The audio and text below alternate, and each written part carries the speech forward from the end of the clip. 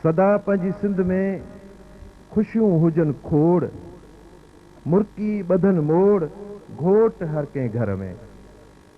सुख ऐं सुरहाण जूं सदा गुलनि हवाऊं, घोट लहनि लाहूं सदा पंहिंजी सिंध में। कोरा कपड़ा अजरक पाए, मोड़ ॿधी ऐं मेहंदी लाए, लाऊं लहंदे सिंधी माण्हू केॾो प्यारो लॻंदो आहे, केॾो प्यारो लॻंदो आहे। कंवल पाड़ू पाताल में भंवर भरे आकाश, ॿिन्ही संदी ॻाल्हिड़ी राज़िक आंदी रास, तंहिं इश्क खे शाबास जंहिं मोहबती मेड़िया।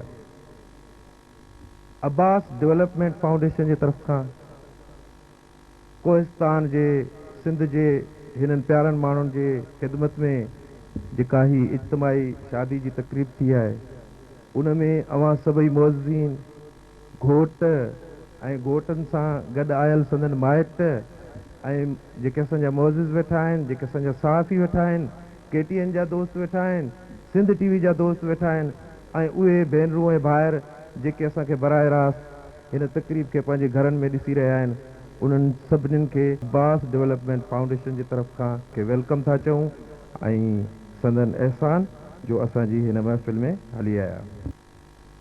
जेॾो तुंहिंजो नाव बाज बि ओॾियाई मङा, री थबे री थूणिए, तूं छपर तूं छांव, कुॼाड़ो कहां तोखे मालूम सबका। ही जेकी कुझु असीं कयूं था, ही जेकी कुझु अब्बास फाउंडेशन वारा कनि था, ऐं जिन बि उन्हनि सभिनीनि सां ताउन कयो आहे, उन चङे कम जी वजह अल्लाह खे राज़ी करणु आहे, न कि कंहिंजी महिरबानी ऐं शुक्रिया जी खेनि ज़रूरत आहे।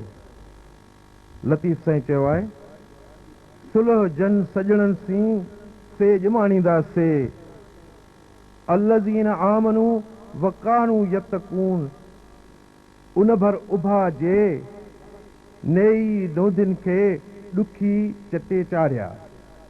शादीअ जो सिंगार मर्क मुंहिंजो मुंहुं पिरी, आहे ॻह ॻिचीअ जो हालूरा ॾे हार, आला अछो ईद में दोस्ताणो दीदार, हुस्न होत पुनूअ जे ककोरियो कुमार, छपर छाटूं मुकियूं अतर थियो आवार, मिलियो मुंहुं मंठार अदियूं अब्दुल लतीफ़ चयो।